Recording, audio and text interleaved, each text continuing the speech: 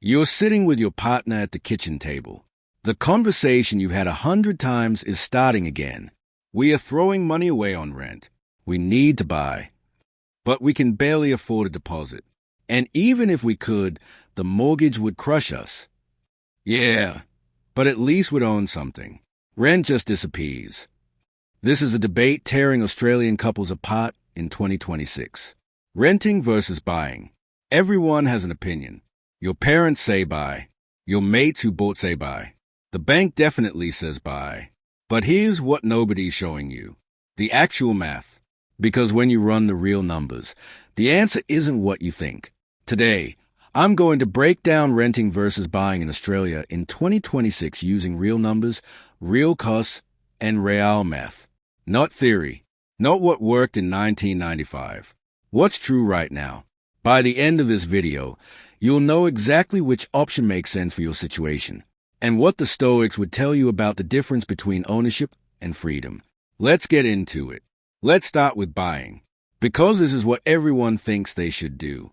The median house price in Sydney is around 1.3 million. Melbourne, 1.1 million. Brisbane, 900,000. Even regional cities like Ballarat or Geelong are sitting at 600,000 to 700,000. Let's use a realistic example. You want to buy a house in outer Melbourne for $800,000. Not in a city, not fancy, just a basic 3-bedroom house an hour from the CBD. Here's what that actually costs. Deposit, 20% to avoid mortgage insurance. That's $160,000. Most first home buyers don't have that, so let's say you put down 10%, $80,000, which means you're borrowing $720,000. Stamp duty. In Victoria, on an $800,000 property, that's around $43,000. Cash, upfront, gone, legal fees, building inspections, conveyancing, another $3,000 to $5,000. So before you even move in, you're down $126,000 to $130,000 in cash, and you've got a $720,000 debt. Now the monthly costs. At 6% interest, which is roughly where rates are sitting in 2026, your mortgage repayment is around $4,300 per month. That's principal and interest. But wait, there's more. Council rates. Around $2,000 a year. That's $167 a month. Water rates. $800 to $1,000 a year. Let's say $70 a month. Home insurance. $1,500 a year. $125 a month. Maintenance and repairs. Budget at least 1% of the property value per year. That's $8,000 a year or $667 a month. Add it all up. Your total monthly cost to own an $800,000 house is around $5,425 per month. And that's assuming nothing major breaks. Over 30 years, you'll pay around $1.95 million in total. $800,000 for the house. $1.15 million in interest and costs. But here's the thing. After 30 years, you own the house. It's yours. And if property prices go up, you've built wealth. That's a dream, right? Maybe. Let's look at renting. Same scenario. Outer Melbourne. 3-bedroom house. Renting instead of buying. Median rent for a 3-bedroom house in outer Melbourne is around $600 per week. That's $2,600 per month. Roughly half what the mortgage costs. So every month, you're saving $2,825 compared to owning. That's nearly $34,000 a year. Now here's what renters do wrong. They spend that difference.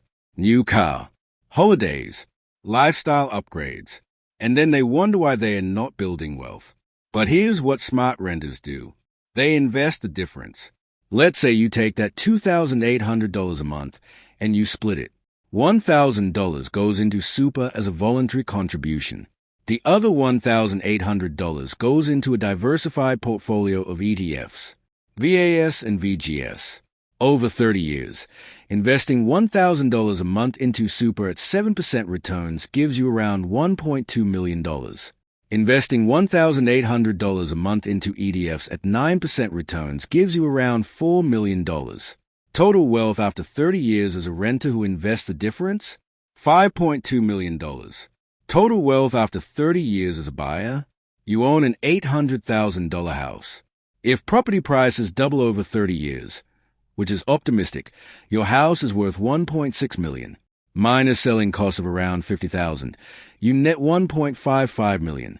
Renter who invests the difference? $5.2 million. Buyer who owns the house? $1.55 million. The renter is $3.65 million wealthier. And that's assuming property prices double. If they don't, the gap is even bigger. Now, before you lose your mind, let me explain why this math shocks people. Here's why Australians think buying is always better. Because they compare the wrong things. They compare rent to a mortgage payment and say, well, the mortgage builds equity, rent doesn't. But that's wrong, because the mortgage payment isn't the true cost of owning. The true cost is the interest, the rates, the insurance, the maintenance, all the money that disappears just like rent. Let me break this down. On a $720,000 loan at 6%, you're paying around $3,600 a month in interest alone in the early years. That's money that disappears, just like rent. You're also paying council rates, water, insurance, maintenance. Another $1,200 a month. That disappears too. So out of your $5,400 monthly cost, around $4,800 is money that's gone forever. Only $600 is actually paying down the principal and building equity. Compare that to renting at $2,600 a month and investing the $2,800 difference. The renter is building wealth faster because they are investing more than the buyer is paying down principal. Here's the other thing people miss. Opportunity cost. When you sink $130,000 into a deposit, stamp duty, and fees, that money is locked in the house. It's not owning returns. If you'd invested that $130,000 in ETFs at 9%, it would be worth $1.7 million in 30 years. But instead, it's locked in a house that might be worth $1.6 million. And finally, people forget about flexibility. When you own, you're stuck. Job opportunity in another city? Tough. Relationship ends and you need to move? Tough. Want to downsize or upgrade? That's $50,000 in selling costs. Stamp duty on the new place, moving costs. Renters can move with 1 month's notice. No selling costs. No stamp duty. No being trapped in a market that's falling. The Stoics call this freedom. And freedom has value. Here's what the Stoics would say about this debate. Epictetus said, wealth consists not in having great possessions, but in having few wants. Australians want to own because they think ownership equals security. But does it? You've got a $720,000 debt. You're paying $5,400 a month. You're stressed about interest rates. You're trapped in one location. You can't afford to lose your job. Is that security? Or is it a trap disguised as success? Marcus Aurelius wrote, very little is needed to make a happy life. It is all within yourself, in your way of thinking. Owning a house doesn't make you happy. Living in a nice house makes you happy. And you can rent a nice house for half the cost of owning one. Seneca said, it is not the man who has too little, but the man who craves more, that is poor. The reason Australians feel they need to own is because they've been told owning is the only way to build wealth. But that's not true. Renters who invest the difference build more wealth than owners in most scenarios. The obsession with ownership is cultural, not mathematical. Your parents bought houses in the 80s and 90s when prices were 3 to 4 times income. They paid them off in 10 to 15 years. They built wealth. You're buying at 12 to 15 times income. You'll be paying it off for 30 years. And there's no guarantee property prices will keep rising like they did for your parents. The Stoic approach? Don't do what everyone else does just because that's what's expected. Do what makes sense for you, mathematically and emotionally. If buying gives you peace of mind and you can afford it without destroying your lifestyle, buy. But don't buy because you feel like you're supposed to. And definitely don't buy if the math doesn't work. So who should rent and who should buy? Here's the breakdown.